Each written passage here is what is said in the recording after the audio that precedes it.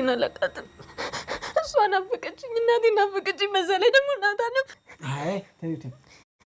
ዳጣ በጣም ልቧ ተሰብሯል። በጣም በጣም ለቃላት አይገልጸውም። ህመሟ፣ ስቃይዋ፣ ጉዳቷ። እንግዲህ ምን ይፈጠራል? የሚፈጠረውን ነገር ለማመን ይከብዳል።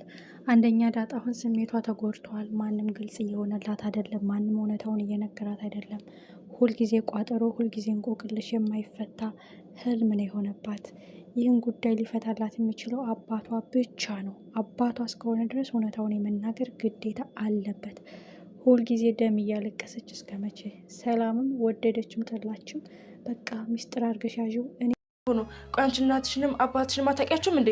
አዎ አላውቃትም። እናንተ ለማላውቃቸው በተኛ ነው የምፈልገው። 20 ዓመት ሙሉ ያልተመለሰ ጥያቄ፣ 20 ዓመት ሙሉ የሚፈስ እንባ፣ 20 ዓመት ሙሉ ያልተፈታ እንቆቅልሽ፣ 20 ዓመት ሙሉ ያልተገለጸ ሚስጥር።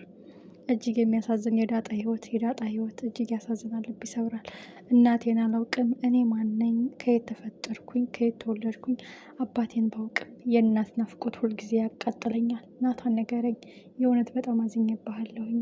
ይህን ሚስጥር ለእኔ ሳትነግረኝ በቃ ሰላም ጋር ስከንፍ ሄዳለሁ ትላለች ዳጣ። በጣም የሚያሳዝና በጣም ልብ የሚሰብር ጉዳይ ገጥሟታል ዳጣ።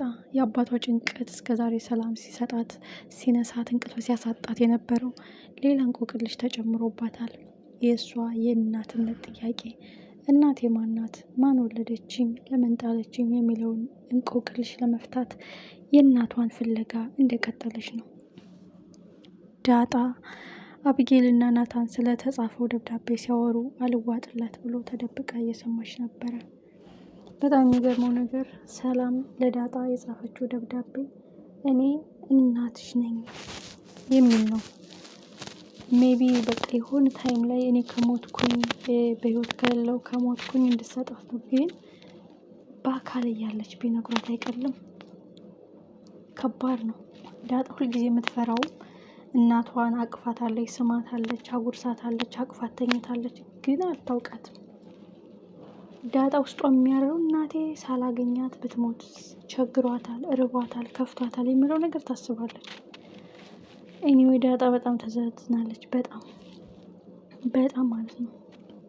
በዚህ የእናቷ ፍቅር አለ፣ የእናቷ ናፍቆት አለ። በዚህ የአባቷ ድብቅ ሚስጥር አለ። በዚህ ደግሞ የእናትነት ጥያቄ አለ። እናቴ የት ነሽ? ማንሽ? ለምን ጣልሽኝ? የት ነሽ? እንቆቅልሹ እንዲፈታላት ትፈልጋለች። ዳጣና ናታን ተፋጠጡ። እውነቱን ንገረኝ፣ የደበከኝ ግለጽልኝ። ቆይ ከኔ ምንድን ነው የደበከው? የዳጣ ጥያቄ።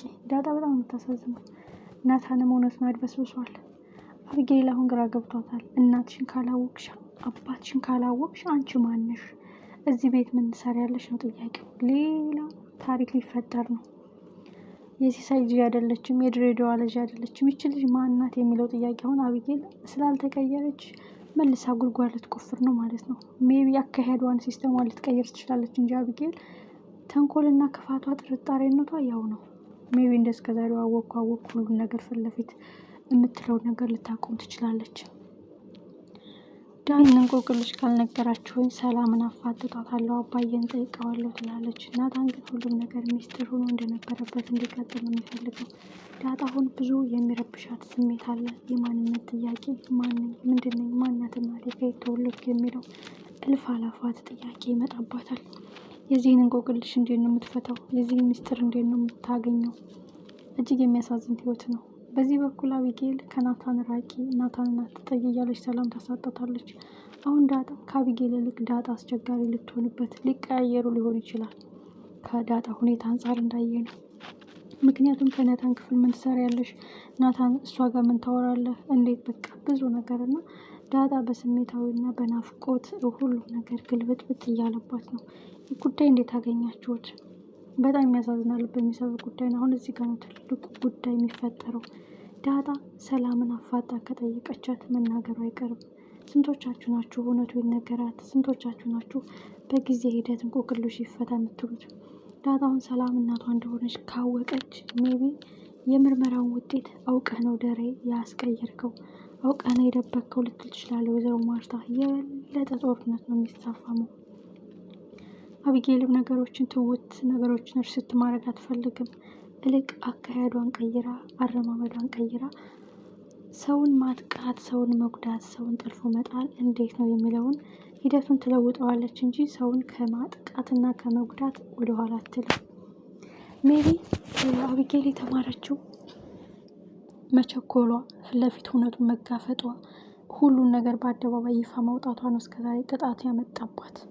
ያ ልጅም ሳይሞት ሞቷል ተብላ ብዙ ሂደት አልፋለች እና አሁን አካሄዷን ለውጣ አካሄዷን ቀይራ ነገሮችን ማጥቃት፣ ነገሮችን መጉዳት ትፈልጋለች እንጂ አቢጌል በፍጹም አትለወጥም፣ በፍጹም ማለት ነው። ናታን አሁን ከባድ ጭንቀት ውስጥ ገብቷል። በዚህ በኩል ደግሞ በዳጣና በናታን በአቢጌል መሀል ዳጣ ከባድ ጥርጣሬ ውስጥ ገብታለች። በቃ ለምንድነው የምታወራት? ለምንድነው እሷ ጋር የምትሆነው? ወዘተ። ናታን አሁን እዚህ ጋር ነው ትልቁ ጉዳይ። አቢጌልን ሲርቃት አቢጌል ለምን ትርቀኛለህ? እንድለወጥ መጽሐፍ እንዳነብ እርዳኝ ትላለች። ዳጣ ደግሞ የፍቅሯ ጉዳይ አለ። ስለዚህ በፊት ለፊት በይፋ እናውጣው ልትል ነው ወይስ?